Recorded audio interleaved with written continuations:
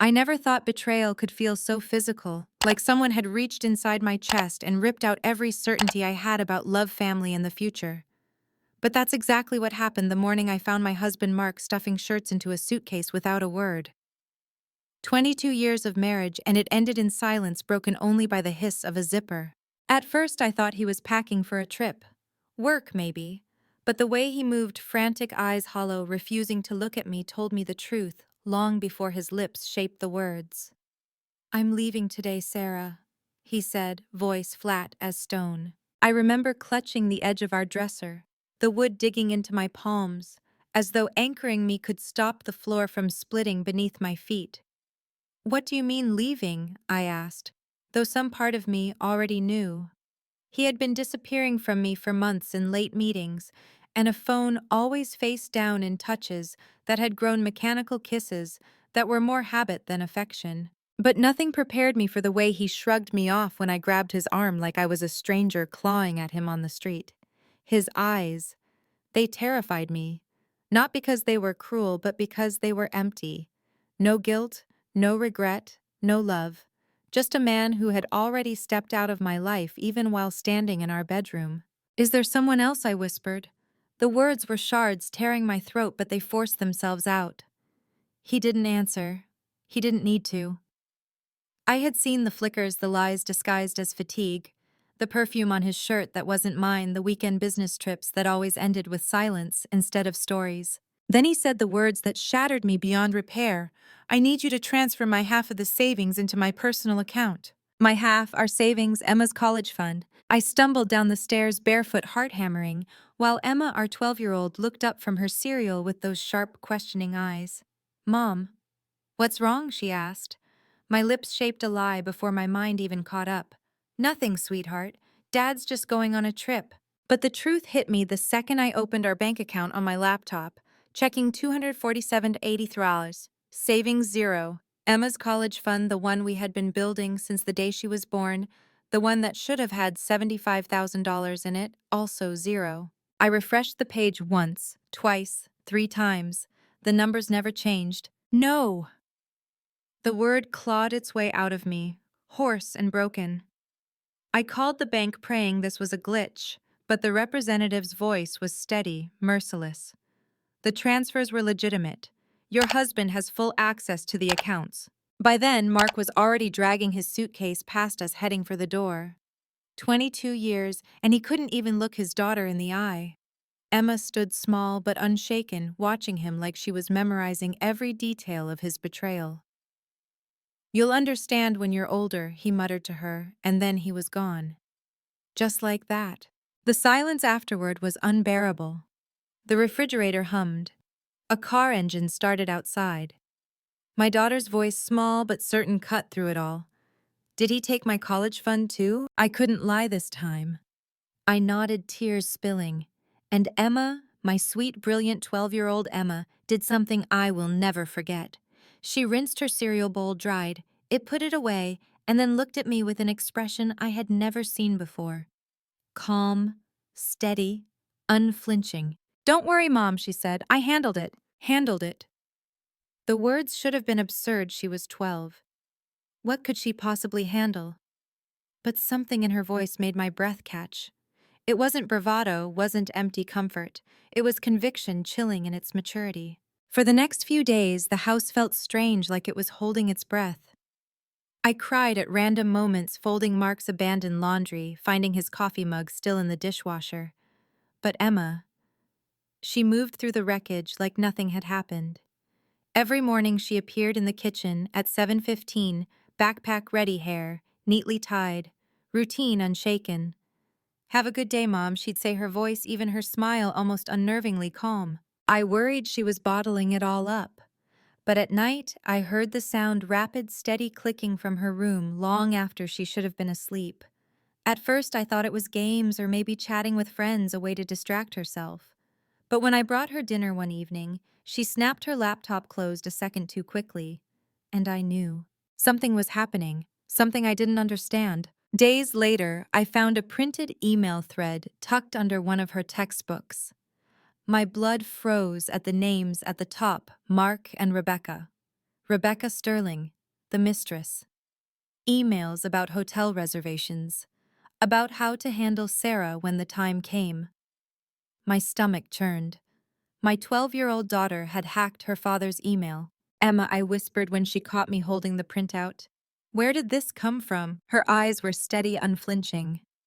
Dad's not very good with passwords, she said. And I've known about Rebecca for 6 weeks. 6 weeks. My daughter had been carrying the knowledge of her father's betrayal while I was still clinging to scraps of hope. She pulled a notebook from under her mattress and handed it to me. Page after page of meticulous notes, screenshots, diagrams, lists of numbers. Evidence. Evidence of Mark's affair. Evidence of stolen money. Evidence of fraud. This isn't your responsibility, I told her, but my voice shook. Yes, it is, she said. He stole my future. Someone had to do something. And in that moment, staring at the calm fire in my daughter's eyes, I realized the truth. Emma wasn't just surviving this betrayal. She was fighting back, quietly, brilliantly, and terrifyingly. I sat on the edge of Emma's bed that night, the notebook heavy in my lap. The weight of her handwriting, the columns of numbers, the timestamps, the carefully captured screenshots pressed on me harder than any confession she could have made. My daughter, just 12 years old, had taken on the role of detective, accountant, and protector, all while I had been paralyzed by grief. I shouldn't have let you do this, I whispered more to myself than to her. You're a child. You should be worried about homework, not... I gestured to the piles of evidence she had assembled. But Emma shook her head, her ponytail swishing like a firm denial. Mom, you always say I'm good at puzzles. This was just a bigger puzzle. Her calm terrified me more than if she had cried. Children aren't supposed to carry this kind of composure. But as I looked at her, I realized she was right about one thing. Mark hadn't just betrayed me. He had betrayed her too. He had stolen her savings, her security, her sense of safety. And she wasn't waiting around for an adult to save her. The next morning, while Emma was at school, I sat at the kitchen table with her notebook spread open, my laptop beside me. I clicked through the files she had organized on a USB drive, my stomach churning with every revelation. Bank transfers from our accounts to Rebecca's, payments for expensive dinners, jewelry flights. There was even a down payment receipt for an apartment lease, Rebecca's name on the form, Mark's signature at the bottom. The betrayal wasn't just personal, it was financial, criminal. I called my sister Maria, who worked as a paralegal in a downtown law firm. Her voice was tight with anger as I explained everything.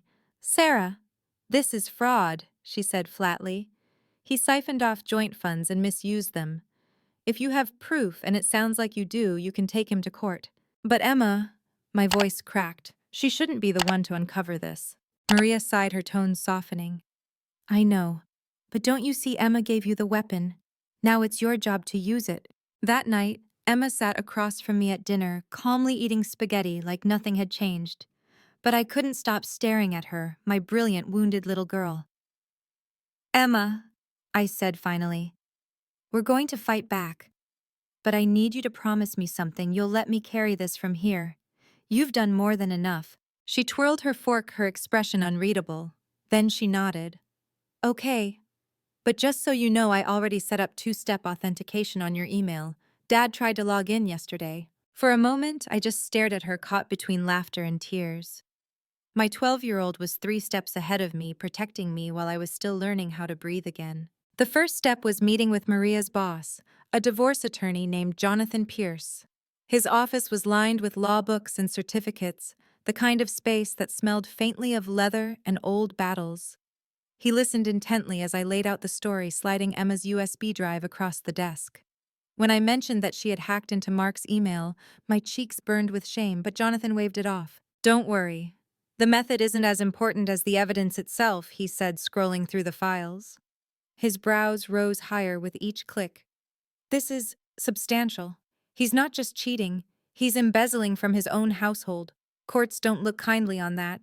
I felt something stir in my chest for the first time since Mark walked out. Hope. Not naive hope for reconciliation, but the fierce kind that burns when you realize justice might actually be possible. We filed for divorce, and alongside it, a motion to freeze the joint assets Mark hadn't yet touched. When the papers were served to him at Rebecca's apartment, he called me within minutes. His voice was sharp, almost frantic. Sarah, what the hell do you think you're doing? I held the phone tightly, my hands trembling but my voice steady.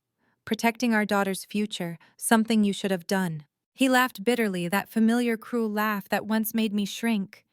But this time it only fueled me. You don't have the guts to fight me in court, he sneered. I hung up without answering. For the first time in 22 years, I didn't let his words define me. The weeks that followed were a blur of legal documents, tense meetings, and whispered strategy sessions with Jonathan. Emma remained eerily calm, slipping between the world of seventh grade and high-stakes betrayal with a maturity that broke my heart. At night, I sometimes found her asleep, with her laptop open, lines of code glowing on the screen. She was still protecting us, still watching. One evening, I walked into her room and gently closed the computer. Sweetheart, you don't have to keep fighting in the shadows. We've got this now. She stirred her eyes half open. I know, Mom, but he underestimates us. That's why we'll win. Her words echoed in my mind as I lay awake later staring at the ceiling. She was right. Mark had always underestimated me, dismissed me as weak, too dependent, too emotional. He thought Emma was just a child, blind and powerless. He had no idea that the two people he abandoned were the very ones who would bring him down. And maybe, just maybe, that was the greatest betrayal of all. The first time I saw Mark again after he left was at the preliminary hearing. He walked in wearing the same navy suit I had bought him for Emma's last school recital, a smugness glued to his face as though this courtroom were just another boardroom he could dominate. Rebecca was with him, perched in the back row, like a shadow in lipstick and pearls. My hands trembled as I clutched the folder of evidence Jonathan had prepared. But when I looked to my right, Emma sat calmly with her sketchbook in her lap, doodling swirls in the margins. She looked up at me, gave the faintest smile, and whispered, "We've got this." The judge listened to Jonathan outline the case: bank transfers, stolen college funds, fraudulent use of joint accounts. Each screenshot flashed across the screen: hotel invoices, jewelry receipts, wire transfers. Mark's face grew tighter with every click, but he still leaned back in his chair as though unimpressed. When it was Mark's turn, his lawyer leaned on the podium, smoothing his tie. "Your Honor, my client acknowledges an extramarital relationship, but the funds in question were marital, and my client had every legal right to access them. This is nothing more than a vindictive spouse weaponizing a child's exaggerated claims." My stomach dropped. A child's claims. He was talking about Emma, about my 12-year-old daughter who had unearthed the truth he thought would stay buried. I reached for her hand, but she didn't flinch. Her eyes narrowed at him, steady, unafraid. Jonathan stood again, his voice firm. "With all due respect, Your Honor, these are not exaggerated claims. They are documented facts, and the minor in this case did not fabricate evidence. She preserved it after her father attempted to destroy the paper trail." The judge raised an eyebrow. "Is the minor present in court today?" Before I could protest, Emma closed her sketchbook, stood, and walked to the witness stand. My heart pounded against my ribs. She was 12, too young, too vulnerable. I wanted to pull her back, shield her from this ugliness. But the fire in her eyes was the same fire I had seen the night she first said, "Don't worry, Mom, I handled it." She sat down, hands folded, neatly, her voice clear. "My dad used the same password for everything: our Netflix, his bank logins, even his email. I saw transfers to an account under Rebecca Sterling's name. I saved them before he could delete them." Gasps rippled through the courtroom. Rebecca shifted uncomfortably in her seat, her perfect posture faltering. Mark's jaw tightened as if he could will her words into silence. "Why did you do this, Emma?" the judge asked gently. Her answer was simple, devastating. "Because he stole my future. And I couldn't just sit and watch." My throat closed, tears burning behind my eyes. The judge nodded solemnly, then dismissed her back to her seat. Emma walked past her father without a glance, her chin high, her composure unshaken. The hearing ended with the judge granting a freeze on all disputed assets. Mark stormed out, Rebecca trailing after him, her heels clicking angrily. As they passed, she hissed under her breath, "You'll regret this." I wanted to crumble right there on the bench, but Emma slid her small hand into mine. "She's wrong," she whispered. "They'll regret it. That night, the house felt colder than usual. The adrenaline had worn off, leaving me hollow and trembling. I tucked Emma into bed, smoothing her hair back, trying to find words to explain how proud and heartbroken I was all at once. "You shouldn't have to be this strong," I murmured. "You're 12. You deserve to be a kid." Her eyes glistened, but she smiled faintly. "Maybe. But he made me grow up, Mom. At least now I know who he really is." I closed her door and sank into the hallway, sobbing silently into my knees. It wasn't just Mark's betrayal that haunted me anymore. It was the innocence he had stolen from Emma, the childhood he had traded away for hotel rooms and champagne. Over the following weeks, our case built momentum. Jonathan subpoenaed financial records, and the paper trail Emma had started turned into a full map of deception. Offshore accounts, fake business expenses, a trust Mark had tried to establish in Rebecca's name. It was bigger than I imagined. At night, when the house was quiet, I sometimes caught Emma staring at old family photos, Mark holding her as a baby, his smile wide and proud. "Do you think he ever loved us?" she asked, once her voice barely above a whisper. I wanted to say yes, to protect her heart with comforting lies, but the truth clawed its way out. I think he loved the version of us that made him look good. But real love doesn't vanish when it gets hard. She nodded, tears spilling silently down her cheeks, and leaned against me. "Then we'll just have to love each other enough to make up for it." Her words seared into me, a vow I didn't deserve but would spend the rest of my life trying to honor. Still, there were nights when fear kept me awake. Mark had resources connections. Rebecca had money of her own. What if they twisted the narrative? What if the court saw me as unstable, vindictive, unfit? The thought of losing Emma in any way custody, trust her spirit was unbearable. But every time I faltered, Emma reminded me who we were fighting for. Not just the money, not just the house, but the right to stand in the wreckage and say, "You didn't destroy us." And though she was 12, she already understood something. It had taken me decades to learn. Sometimes the people who hurt you the most are the ones who never believed you could rise again. And proving them wrong is the sweetest justice. The trial began on a rainy Monday, the kind of day when thunder rolled low across the city and the courthouse loomed like something out of a Gothic painting. My palms were damp as I walked up the marble steps, Emma's small hand tucked into mine. She wore her school blazer over her dress, a detail that broke my heart. She still looked like a child, even though life had forced her into roles no child should bear. Inside, the courtroom buzzed with quiet anticipation. Mark sat at the defendant's table, his posture rigid, jaw tight, but his eyes found me and flickered with something I hadn't seen before: unease.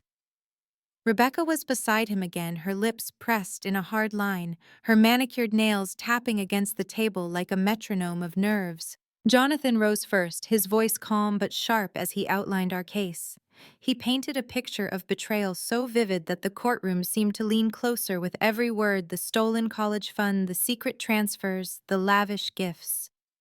Piece by piece, he laid down the evidence Emma had uncovered, turning Mark's carefully hidden lies into undeniable truth. When it was their turn, Mark's lawyer attempted to shift blame. "This is a marital dispute," he said smoothly. "At worst, it is a matter of poor judgment, not fraud. My client was entitled to access these funds.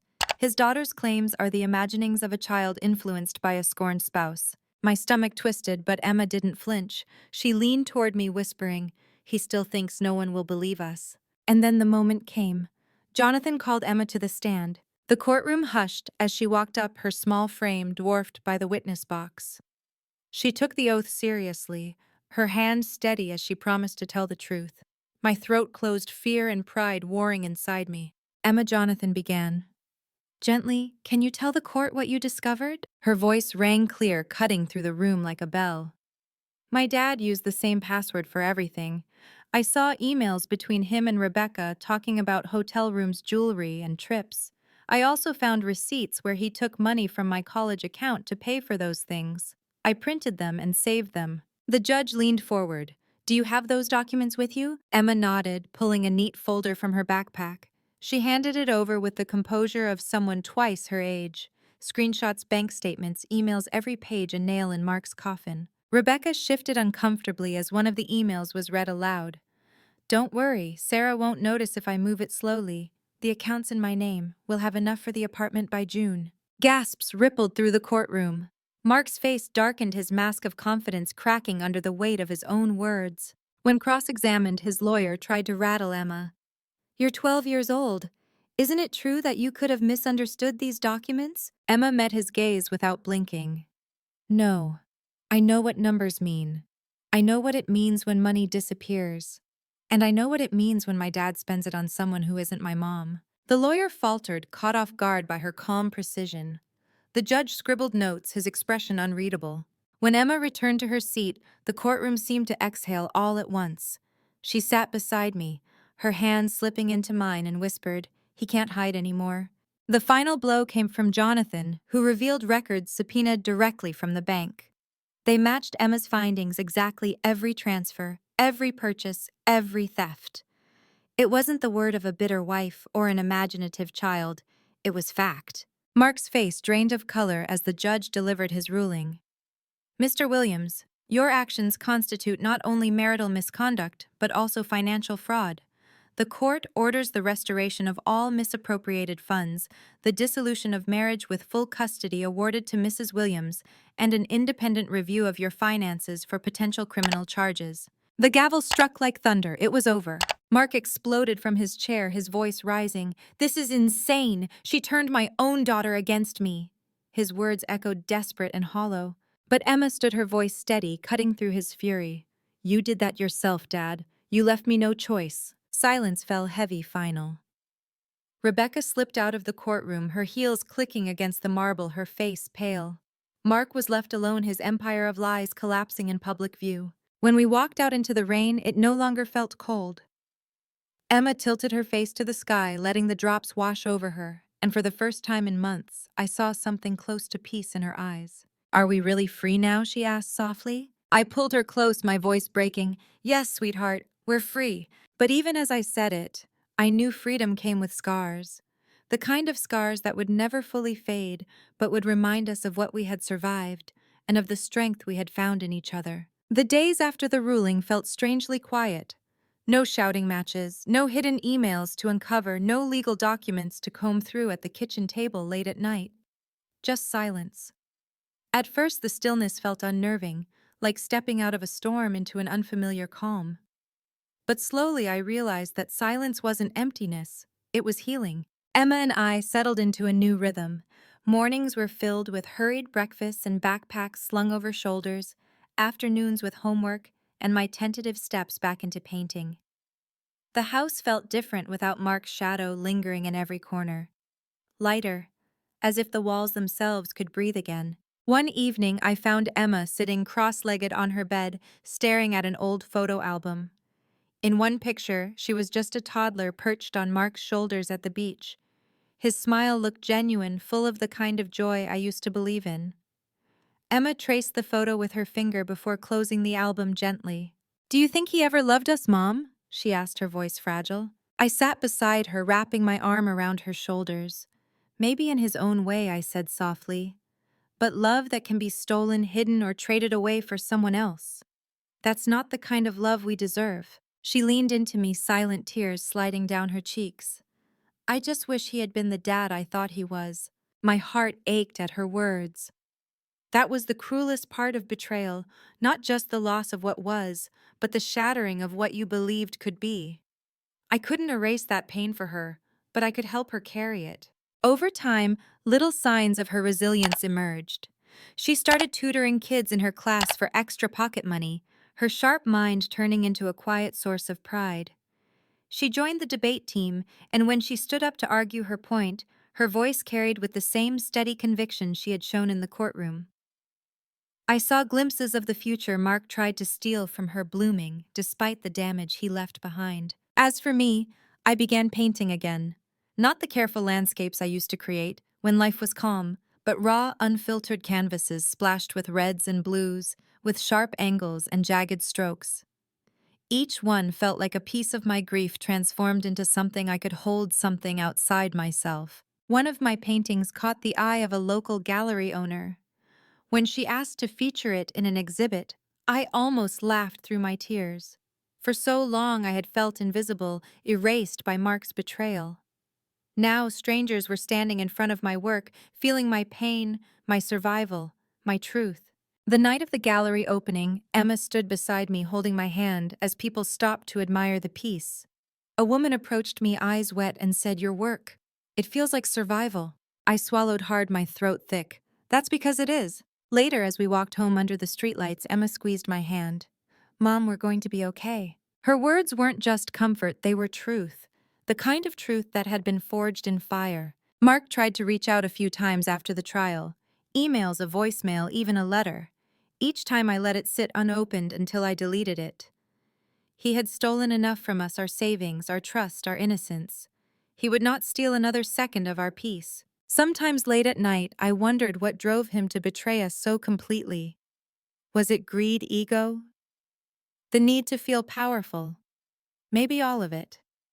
But then I would hear Emma's steady breathing in the next room, and I knew those answers didn't matter anymore.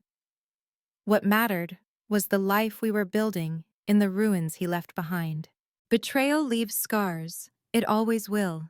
There are still mornings when I wake up and reach for the empty side of the bed only to feel the sting of memory. There are still moments when Emma looks at her friends' fathers with a longing that cuts me in half. But there is also laughter at the dinner table light in our home and hope on the horizon. And maybe that's the lesson betrayal can never take from us, that even when someone tries to break you, even when they strip away your future piece by piece, you can build again. You can rise again. Not the same, not untouched, but stronger. If you're listening to this and you felt the weight of betrayal pressing on your chest, please know this: you are not alone. You are not weak for breaking, and you are not foolish for trusting. And no matter how much someone tried to take from you, they cannot erase your worth. Our story is proof of that. If this journey spoke to you, please like, share, and subscribe, and leave a comment with your own story. You never know who your words might help.